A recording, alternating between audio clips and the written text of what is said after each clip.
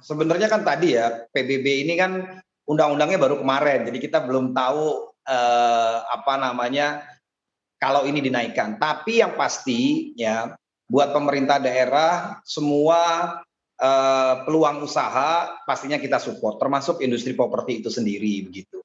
Jadi, buat masyarakat yang ingin membeli properti di Kota Tangerang, ya pastinya kita bisa memberikan stimulan-stimulan buat teman-teman properti sehingga, daya beli masyarakat kaitan, properti masih tetap terjaga begitu ya. Karena mungkin selain dari, harga, dari pajak, ada insentif-insentif lainnya, misalnya akses ya, sekarang Kota Tangerang tuh punya 3 ruas tol begitu ya, terus dekat dengan bandara, kan orang dalam menentukan properti nggak serta-merta, "Oh ini harganya murah," begitu ya, tapi ada kenyamanan lingkungan, fasilitas dan lain sebagainya. Jadi, rasanya mudah-mudahan dengan adanya, undang-undang ini yang baru, ya masyarakat yang mau membeli properti di Kota Tangerang tidak usah khawatir, dan begitu juga teman-teman pengusaha, karena kita pastinya akan terus bekerja sama dalam mengembangkan industri properti di Kota Tangerang begitu.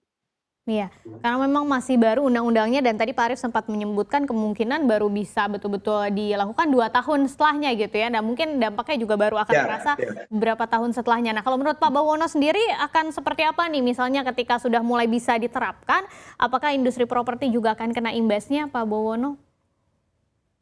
Ya, jadi kan kita lihat dalam Undang-Undang HKPD ini kan sebenarnya banyak yang diatur. Salah satunya adalah terkait dengan nantinya kebijakan pajak daerah.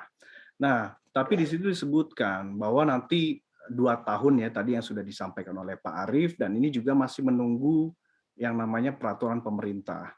Jadi kita tunggu saja nanti bagaimana setiap daerah akhirnya merumuskan kebijakan yang pastinya sebenarnya bisa menjadi daya tarik karena di situ ada NJOP yang bisa nilainya 20-100%. Kalau undang-undang sebelumnya NJOP misalkan harganya 1 juta ya 1 juta, tapi sekarang Pemda diberikan keleluasaan bisa 20% sampai 100% dari NJOP tersebut. Jadi sebenarnya ada ruang malah untuk berimprovisasi. Lalu juga kalau kita lihat terkait dengan sektor properti, sebenarnya pajaknya bukan hanya PBB. Di Iya. sini juga ada yang namanya PPh final, ada PPN, ada BPHTB. Ini aspek-aspeknya lainnya juga perlu untuk dipertimbangkan dan bukan hanya PBB. Karena PBB ini adalah pajak yang dikenakan ketika mereka sudah memiliki properti ya, tapi bukan jenis pajak yang nantinya ketika ada transaksi pengalihan properti. Jadi saya melihatnya justru ini terlepas dari nanti naik turunnya setiap Pemda seperti apa, Mhm. PBB mungkin tidak terlalu banyak berpengaruh kalau dibandingkan dengan jenis-jenis pajak yang lain yang berkaitan dengan transaksi pengalihan properti tersebut. Seperti itu, Mbak. Oke, jadi sepertinya kalau menurut analis Pak Bawono gitu ya, tidak terlalu berpengaruh nih dengan kenaikan pajak karena masih ada pajak-pajak lainnya yang berpengaruh langsung mungkin ke demand properti. Tapi dari Pak Arief sendiri apakah sudah ada strateginya Pak nanti dengan adanya kenaikan PBB ini bagaimana bisa menjaga industri properti di Tangerang? Tadi kan menurut Pak Bawono juga tinggal bagaimana kreativitas masing-masing Pemda gitu ya. Seperti apa Pak Arief? Ya pastinya kita akan benchmark juga Mbak, kita akan benchmark daerah-daerah lain misalnya karena kita ada di sekitar Jakarta, kita akan benchmark daerah Tangerang Selatan, Bogor, Bekasi dan lain sebagainya. Bagaimana industri properti tetap tumbuh, karena memang faktornya banyak ya, orang dalam menentukan properti itu kan banyak sekali. Yang pasti adalah kita tetap menjaga baik daya beli termasuk industrialisasi properti itu sendiri, karena nggak cuma properti aja. Di Kota Tangerang nih misalnya banyak ada industri manufacture ya, Mhm.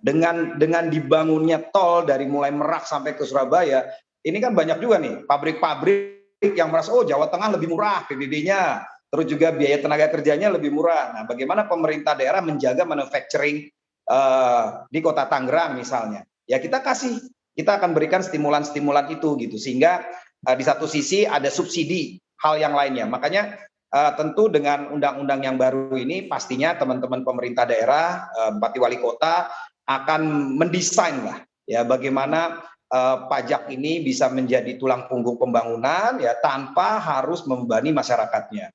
Artinya semua akan kita kelola sebijak mungkin dan mudah-mudahan semua masih bisa berkembang di Kota Tangerang sebenarnya begitu.